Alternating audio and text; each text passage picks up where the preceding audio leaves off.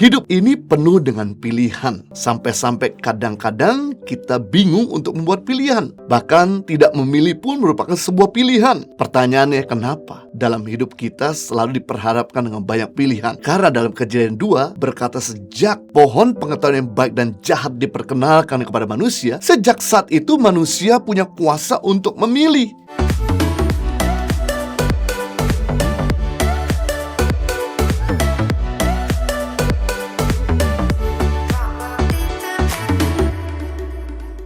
Kalau Anda senang dengan sebuah judul khotbah, saya mau sampaikan dengan tema yang mempengaruhi keputusan kita atau my decision. Hidup ini penuh dengan pilihan. Sampai-sampai kadang-kadang kita bingung untuk membuat pilihan. Bahkan tidak memilih pun merupakan sebuah pilihan. Pertanyaannya kenapa?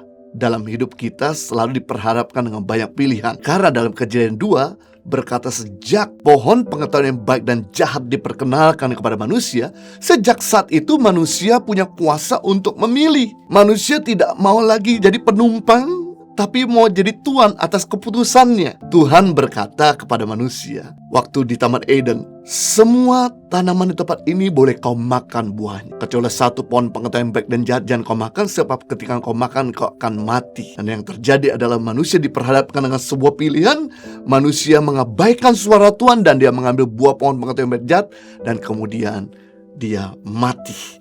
Padahal waktu itu Tuhan tahu, karena dia maha tahu. Tapi kenapa Tuhan mengizinkan untuk manusia mengambil keputusannya? Ini dia, luar biasa itu. Tuhan menciptakan manusia bukan seperti robot yang terkekang, terkendali, terprogram.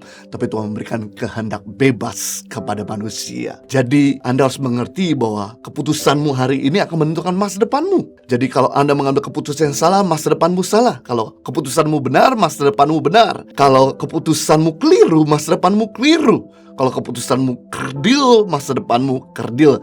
Because your choice determine your future. Pilihan Anda akan menentukan masa depan Anda. Jadi kita hidup hari ini adalah hasil dari buah keputusan kita di masa lalu. Kita tidak bisa salahkan Tuhan atau orang lain. Kenapa keluarga kita berantakan? Kenapa kita nggak naik kelas? Kenapa kita kehilangan pekerjaan? Kenapa relationship kita gagal terus? Kenapa kita sakit-sakitan? Yang kita bisa lakukan, jangan salahkan siapapun, tapi pelajari track record hidup kita. Keputusan-keputusan apa saja yang kita ambil sehingga kita tuai hari ini. Sebab tidak ada hidup kita hari ini berdasarkan apa yang kita kerjakan atau kita putuskan di masa lalu. Dan kita gak bisa iri atau cemburu dengan orang di sebelah kita. Kenapa dia lebih berhasil? Kenapa keluarga lebih bahagia? Kenapa raganya lebih sehat? Kenapa relationship-nya lebih harmonis? Yang kita bisa lakukan adalah pelajarilah track record hidupnya. Benih-benih apa saja yang dia ambil, harga-harga apa saja yang dia bayar sehingga dia tuai hari ini.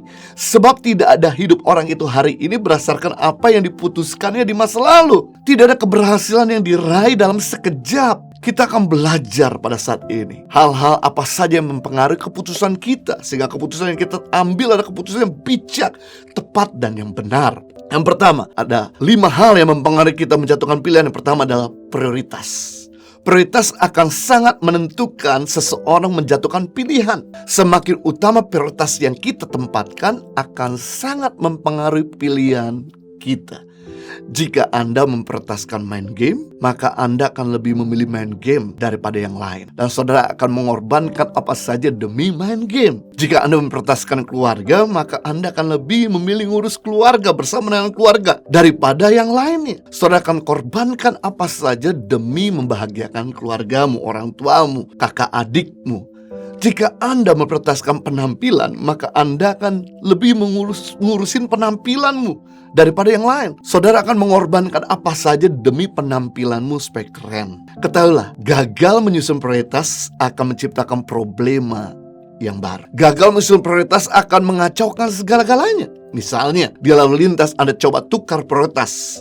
Lampu merah yang Anda harusnya berhenti, namun Anda jalan. Lampu hijau yang Anda harusnya jalan, Anda berhenti. Kalau Anda putar prioritas ini, maka sekalipun kita ini berdoa puasa, rohani, rajin beribadah, suatu kali begitu lampu hijau kita berhenti, mobil di belakang akan nabrak kita. Terjadi namanya kekacauan. Prioritas yang diatur secara tepat dan seimbang merupakan tindakan bijaksana untuk mengatasi tantangan dan kesulitan hidup. Nah, saya mau bagi ada 5 prioritas hidup kita. Yang pertama adalah Tuhan, yang kedua keluarga, yang ketiga pekerjaan atau studimu, yang keempat pelayanan, yang kelima hobi. Jangan sampai hobi lebih daripada pelayanan, jangan sampai pelayanan lebih daripada pekerjaan, jangan sampai pekerjaan lebih prioritas daripada keluarga, jangan sampai keluarga lebih prioritas daripada Tuhan. Ketika Anda balik susunannya, maka terjadi kekacauan. Maka hidup Anda akan jadi lebih berat untuk menjalankannya karena tidak sesuai dengan urutannya, sekuensnya. Nah, di sini kita bisa melihat bahwa prioritas kita yang pertama adalah Tuhan. Matius pasal 6 ayat 33, tetapi carilah dahulu kerajaan Allah dan kebenarannya, maka semua itu akan ditambahkan kepadamu. Wow, Tuhan sedang memberitahu bahwa kita harus mendahulukan, memprioritaskan Tuhan dan kepentingannya, maka semua itu akan ditambah. Kalau kita mencari penambahannya, belum tentu kebenaran dan kehendak Allah dinyatakan. Tapi kalau kita udah memprioritaskan kehendak Allah dan kebenaran, pasti berkat akan mengikuti. Kenapa? Karena berkat diibaratkan punya 4 kaki, manusia punya 2 kaki. Kalau Anda mengejar yang punya 4 kaki, Anda akan lelah, Anda akan capek. Tapi kalau Anda mengutamakan Tuhan, melakukan apa yang Tuhan katakan dan Tuhan kerjakan, maka sekalipun Anda lari dari berkat, sekalipun Anda berada di tempat terpencil, tempat tersembunyi, berkat akan kejar Anda. Dan ketika berkat akan kejar Anda, berkat akan dapatkan Anda. Jadi betapa alangkah ringan nih hidup ini kalau kita tuh mendahului Tuhan. Makanya orang menanti-nantikan Tuhan dapat kekuatan baru. Dia seumpama raja wali yang terbang tinggi, dia berlari tidak menjadi lelah, dia berjalan tidak menjadi letih. Luar biasa, pelari mana yang gak pernah lelah? Pejalan kaki mana yang tidak pernah letih? Tapi ketika kita letih, kita menantikan Tuhan dapat kekuatan yang baru. Kita bisa melihat bahwa prioritas seseorang dari waktu dan harta yang dihabiskannya. Jika setiap hari kita tidak punya waktu sama Tuhan, berarti kita tidak menjadikan Tuhan prioritas hidup kita. Jika Anda terima gaji, lalu Anda makan semua sampai lupa untuk mengembalikan apa yang jadi milik Tuhan, maka Tuhan bukan lagi menjadi prioritasmu. Tuhan menjadi nomor berikutnya. Nah, berikutnya yang kedua, setelah Tuhan menjadi prioritas adalah keluarga. Keluarga harus menjadi prioritas lebih daripada pelayanan, pekerjaan, dan hobimu. Karena Alkitab berkata kalau seseorang tidak bisa mengatur keluarganya sendiri sebagai lembaga yang terkecil atau terpenting yang Tuhan ciptakan pertama kali di muka bumi, bagaimana orang tersebut bisa mengatur orang lain?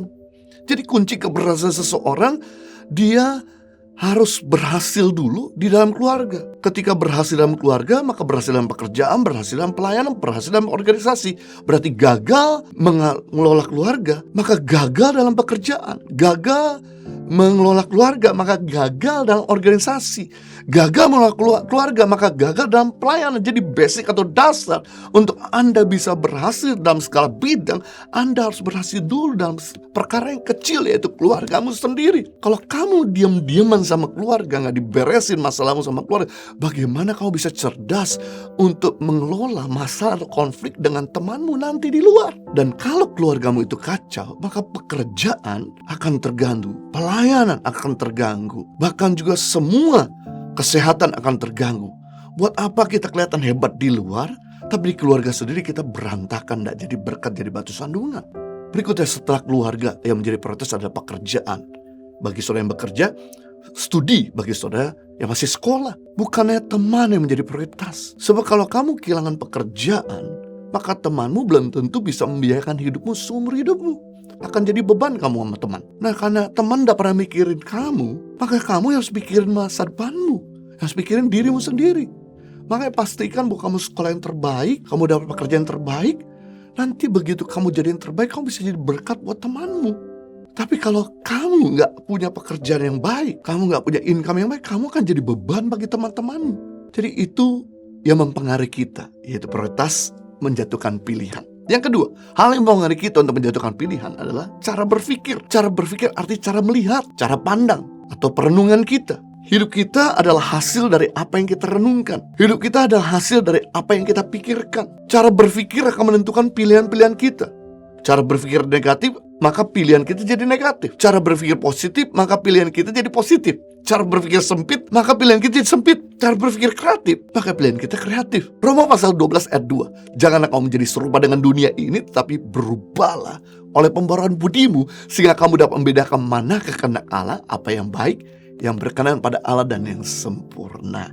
Wah, Rasul Paulus sudah memberitahu pada orang-orang yang ada di Roma, kita perlu mengupgrade cara berpikir kita. Kita perlu memperbaharui cara berpikir kita agar jangan sama dengan lingkungan, jangan sama dengan dunia, jangan sama dengan yang lama. Supaya kita bisa membedakan manakah kehendak Allah yang baik, yang berkenan, dan yang sempurna. Jadi hidup baik, hidup berkenan pada Allah, dan hidup sempurna bukanlah wacana, tapi bisa jadi wahana ketika kita punya cara berpikir diperbaharui. Hidup sempurna, hidup baik, hidup berkenan pada Allah bukanlah fata morgana. Hidup baik, hidup berkenan, hidup sempurna bisa jadi kenyataan ketika kita memperbaharui cara berpikir kita dengan kebenaran firman Tuhan, dengan pertimbangan-pertimbangan yang benar. Ketika kita upgrade cara berpikir kita, maka kita memandang atau melihat segala sesuatu jadi berbeda. Sebagai contoh, ketika kita berdiri di level 1 sebuah gedung, maka cara pandang kita atau kita bisa melihat hasil pandangan kita akan berbeda dengan waktu kita berada di level 5. Di level rendah kita bisa melihat itu sempit, terbatas, kurang luas. Sedangkan waktu kita ada di level yang tinggi, maka kita bisa melihat lebih luas, lebih lebar, dan lebih jauh. Nah, tidak usah jauh-jauh. Cara berpikir orang di desa berbeda dengan cara berpikir orang di kota. Sebagai contoh, saya teringat waktu saya pergi ke pedalaman di Maluku Utara, di Halmahera, saya mengunjungi center-center dan belum sempat makan siang, baru sore hari menjelang mau malam, kami baru sempat untuk cari makan. Tapi namanya di pedalaman ya susah cari makan. Ada warung jual Indomie rebus, dan kemudian kami masuk dan berkata, "Pak, tolong bikinkan kami Indomie." Dibikin, lalu kemudian saya rasa masih kurang pedas, kurang terasa.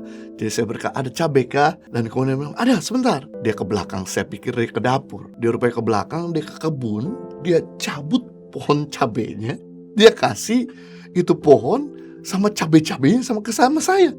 Saya bilang, "Pak, ini kalau Bapak cabut pohon cabai nanti gak tumbuh lagi. Mendingan Bapak petik saya cabainya dan kasih saya." Tenang Pak, ini burung-burung banyak terbang dan suka kadang buang kotoran di kita punya tanah yang subur, sehingga muncul nanti pohon cabai. Wow, cara berpikir orang di pedalaman berbeda dengan cara berpikir orang di kota. Nah, makanya perlu kita untuk mengupgrade, untuk kita bisa menyesuaikan dengan keadaan. Di mana Lukas pasal 15 ayat 11-33 diceritakan dalam perumahan anak yang hilang. Ini adalah salah satu contoh yang cara berpikir yang sempit, karena anak bungsu ini berpikir ketika aku bersama dengan orang tua merasa aku dikekang, aku dibatasi. Tapi ketika aku di luar, aku akan lebih baik daripada aku ada di dalam rumah. Dan apa yang terjadi ketika dia berhasil meminta warisan dari orang tuanya, dia pergi jauh dari rumah orang tuanya, dia berada di negeri yang asing. Ketika dia banyak hartanya, banyak temannya, banyak hartanya, banyak pacarnya, tapi begitu hartanya habis, temannya mulai tinggalin, pacarnya mulai putusin. Jadilah seorang gembel di negeri asing. Dan kemudian dia mulai menyesali perbuatannya. Ternyata cara berpikirnya salah, bahwa di sini aku tidur dalam keadaan perut lapar, keadaan aku tidak layak sama sekali. Sedangkan para pegawai di rumah bapakku tidur dalam perut kenyang, lebih baik aku kembali ke rumah bapakku. Sekalipun aku tidak lagi dianggap anak, dijadikan pegawai, hidupku jauh lebih layak daripada tempat ini. Dan begitu dia kembali, dia sempat berpikir bahwa aku gak layak lagi menjadi anak. Dia kembali dan ternyata bapaknya memeluk, menggantikan jubah yang baru, cincin yang baru, sepatu yang baru, bikin pesta, dan tetap dijadikan anak. Membuktikan bahwa cara berpikir perlu di-upgrade, disamakan dengan cara berpikir Tuhan, cara berpikir kebenaran. Kita perlu bertumbuh dari cara berpikir sempit menjadi luas, cara berpikir negatif menjadi positif, cara berpikir bodoh menjadi cerdas, supaya jangan sampai keliru kita mengambil sebuah keputusan seperti anak bungsu yang hilang tadi itu. Berikutnya, yang ketiga, hal yang mempengaruhi kita menjatuhkan pilihan, yaitu input. Apa yang Anda dengar, apa yang Anda lihat, apa yang Anda baca akan mempengaruhi pilihan-pilihan kita. Your input determine your output. Apa yang masuk akan menentukan apa yang keluar. Apa yang kita terima akan menentukan apa yang kita putuskan. Jika inputmu negatif, maka outputmu negatif. Jika inputmu salah, maka outputmu salah. Jika inputmu benar, maka outputmu benar. Jika inputmu sehat, outputmu sehat. Jika inputmu suci, maka outputmu suci. Jika inputmu najis, maka output pun juga najis. Ada anak muda konseling sama saya karena terikat dengan pornografi. Saya ingin sekali bebas, tapi tidak bisa bebas. Padahal saya sudah melakukan firman Tuhan dalam Yakobus 5:16, jika kita saling mengaku dosa dan saling mendoakan, maka kita akan disembuhkan, dibebaskan, dilepaskan. Tapi kok kenapa saya masih belum bisa bebas? Saya berkata, kalau kamu mau bebas, Selain kamu ngaku dosa dan minta dibimbing oleh orang lain, kamu harus berhenti main media sosial, lihat internet. Ya nggak betul, karena ketika kamu pegang media sosial, internet, maka ada pop-up gambar-gambar yang menggoda kamu, maka kamu akan terseret lagi sehingga kamu jatuh. Jadi mulai sekarang, hentikan media sosialmu, hentikan dulu internetmu. Mulai sekarang banyaklah merenung firman Tuhan. Isilah waktu-waktu yang ada untuk memberdaya dirimu, mengejar yang ketinggalan di masa lalu. Sebagai contoh bagaimana membuat air yang kotor dalam sebuah gelas menjadi bersih. Gampang, simple, dan sederhana. Isilah dengan air yang bersih, yang baru, maka terjadi sirkulasi. Maka air yang kotor itu akan terbuang dan yang tersisa adalah air yang bersih. Sama halnya dengan kita. Bagaimana untuk membersihkan pikiran kita dan hati kita? Yaitu dengan mengisinya lewat firman Tuhan. Firman Tuhan berkata dalam Mazmur 19 ayat 9, dengan apakah seorang muda mempertahankan kelakuannya bersih, yaitu dengan menjaganya sesuai dengan firman Tuhan. Jadi tolong pilah dan pilih apa yang Anda lihat, apa yang Anda dengar belakangan ini, supaya pilihanmu dan masa depanmu sehat. Berikutnya, hal yang mempengaruhi kita menjatuhkan pilihan adalah suasana hati. Suasana hati akan sangat menentukan pilihan kita. Wow, Amsal 4 ayat 23 dalam bahasa Indonesia sehari-hari dikatakan, jagalah hatimu baik-baik, sebab hatimu menentukan jalan hidupmu. Bagian kita menjaga hati, bagian Tuhan menjaga hidup kita. Berarti kalau kita tidak bisa menjaga hati, maka Tuhan tidak punya tanggung jawab menjaga hidup kita. Sebaliknya, kalau kita mampu menjaga hati, maka Tuhan punya tanggung jawab menjaga hidupmu. Jadi jangan sampai keadaan makin kacau gara-gara saudara gak mampu menjaga suasana hati. Ngomong sembarangan, bertindak sembarangan akan jadi lebih runyam. Makanya jangan ambil keputusan jika hatimu sedang panas. Jangan ambil pilihan jika hatimu lagi kacau. Pasti keputusan yang kamu ambil bukanlah keputusan yang baik dan bijak. Mazmur 37 ayat 8. Berhentilah marah dan tinggalkanlah panas hati. Jangan marah, hal itu akan membawa kepada kejahatan. Wow. Berhenti marah dan tinggalkan panas hati. Orang yang panas hati pasti keputusannya jadi jahat, ingin mencelakakan orang. Tapi orang yang sejuk hati pasti keputusannya baik, ingin jadi berkat. Karena orang kalau lagi panas hatinya, nalarnya, logiknya kurang jalan. Sebab dia lagi dikuasai oleh perasaannya. Jadi jangan cepat-cepat mengambil keputusan ketika Anda sedang marah atau Anda sedang dimarahin. Coba tarik nafas dulu. Jangan cepat-cepat mengambil keputusan. Tenangkan hati, berpikir panjang. Kalau saya ambil keputusan ini resikonya apa? Kalau saya tidak ambil keputusan resikonya apa? Coba timbang-timbang mana yang lebih banyak rugi. Jangan diambil. Ambil yang lebih banyak menguntungkan. Kenapa Tuhan Yesus bisa mengampuni saat dia diludahi, dihina, dipermalukan, dianiaya, disiksa, disalib? Bahkan tidak ada perkataan sia-sia yang keluar dari mulut bibir Yesus, melakukan perkataan agung dan mulia, Bapa ampuni mereka, karena mereka nggak tahu apa yang mereka perbuat. Karena Yesus bisa menjaga suasana hati. Dia tidak cepat-cepat mengambil keputusan, maka dia lebih banyak diam. Karena dia berpikir panjang, ngomong satu kata bisa tambah runyam atau lebih baik dia diam. Makanya perkataan yang dia ucapkan, Bapa ampuni, karena mereka nggak tahu apa yang mereka perbuat. Ini adalah seseorang yang mampu menjaga hati. Bayangkan diludahi, dimaki, dipukul, dipermalukan, dihina, tapi membalas dengan berkat. Berarti hal yang sama. Kita bisa punya pilihan yang cerdas, yang membuat suasana bisa menjadi lebih cepat selesai dengan menjatuhkan pilihan yang tepat, tidak cepat untuk marah. Berikutnya, hal yang mempengaruhi kita menjatuhkan pilihan, siapa yang ada di sampingmu, siapa yang ada di sekelilingmu akan mempengaruhi keputusanmu. Amsal 15 ayat 22, rancangan gagal kalau tidak ada pertimbangan, tetapi terlaksana kalau penasihat banyak. Wow, orang yang ada di samping kita itu punya pengaruh yang sangat kuat dalam keputusan kita. Ini yang disebut dengan pepatah telinga tipis. Mudah terpengaruh sama orang yang bisikin dia. It's okay. Kamu punya orang-orang yang selalu bisikin, yang selalu kasih ngomongan ke kamu. Tapi pertimbangkan lagi. Coba renungkan lagi. Tarik. Kira-kira ini masukan yang baik atau masukan yang buruk? Masukan yang menguntungkan dia atau masukan yang menguntungkan kita? Itu sebabnya kita mesti cerdas dalam memilih dan memilah teman. Yang menjadi pertanyaan, dari mana saya tahu apakah teman saya ini negatif atau positif? Dengan melihat apakah kebiasaan buruk kita makin bertambah atau kebiasaan buruk kita makin berkurang. Kalau hari ini kita makin ngomong kotor, kita gak lagi mencapai target, kita punya pikiran mental block negatif, kita gak lagi berjalan kebenaran, kita gak lagi sayang keluarga, kita gak lagi benar-benar menjadi yang terbaik di sekolah, saya bisa pastikan buat teman-teman kita adalah teman-teman negatif. Namun sebaliknya, kalau perkataan positif, pikiranmu optimis, hatimu terjaga, engkau di tempat studi atau di tempat pekerjaan selalu achieve the target, bahkan engkau cinta keluarga dan dekat sama Tuhan, saya bisa pastikan buat teman-temanmu teman positif. Nah, kalau Anda tahu bahwa keadaanmu lebih buruk, Anda berani tega untuk meninggalkan teman-temanmu negatif, supaya masa depanmu jangan negatif. Dalam Kejadian 3 ayat 1-7, Tuhan Allah sudah memberitahu kepada Adam dan Hawa, jangan bergaul dengan teman yang tidak senilai, dengan teman yang tidak sepadan. Tetapi mereka mengabaikan suara Tuhan dan mengizinkan bergaul dengan si ular, si penipu, teman yang tidak sepadan, teman yang tidak senilai. Ketika Adam dan Hawa mulai dengar masukannya, bisikannya, dia mulai tergoda dan terpengaruh. Dan akhirnya dia menjatuhkan pilihan untuk mengambil buah yang Tuhan larang. Saat itulah dosa hadir di dalam diri manusia.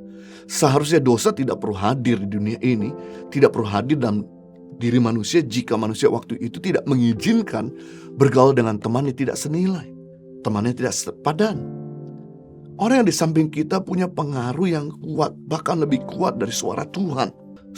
Jadi penting di sini untuk kita perhatikan orang-orang di sebelah kita adalah orang-orang yang membuat kita menjatuhkan pilihan yang menguntungkan Tuhan, keluarga kita, atau hasratnya, atau mau ingin menjatuhkan kita. Suatu kali ada seorang pemuda berusia 20 tahun yang bernama Charles Darwin. Punya cita-cita, suatu hari nanti saya pengen jadi seorang jutawan. Ia sepenuhnya sadar bahwa mimpinya adalah sesuatu yang mampu membangkitkan motivasi. Impian tersebut kemudian diceritakan kepada istrinya setelah dia menikah dengan seorang wanita bernama Esther. Sayangnya tidak lama kemudian terjadi krisis ekonomi yang begitu parah. Masa depresi begitu besar tiba, pasangan ini mengalami peristiwa yang sangat menyedihkan. Mulai kehilangan pekerjaan dan mobil, rumahnya pun habis digadaikan hingga tabungannya pun semakin menipis dari hari demi hari. Sang pemuda ini mengalami begitu frustasi yang begitu luar biasa, dan ia berkata kepada istrinya dan menyarankan istri untuk meninggalkan dia karena dia tidak lagi mampu menjadi suami yang baik menafkahi istrinya. Ia merasa gagal dalam hidupnya. Siapa yang menduga sang istri justru tidak kehilangan harapan sedikit pun.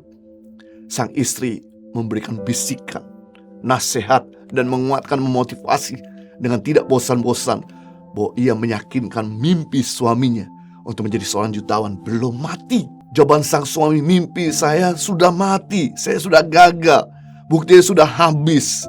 Sang istri tidak mau percaya bahwa mimpi itu telah mati. Sang istri mengajak untuk merancang sesuatu setelah habis makan malam.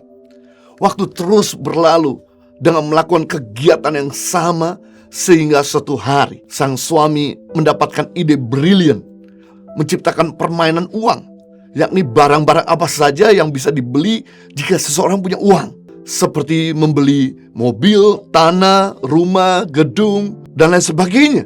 Gagasan ini kemudian mereka matangkan dengan menambah papan bermain, dadu, kartu, rumah kecil, hotel-hotel kecil, dan sebagainya. Dan kemudian mereka sebut permainan ini adalah monopoli. Permainan ini kemudian dijual kepada seseorang pengusaha dengan seharga $1 juta.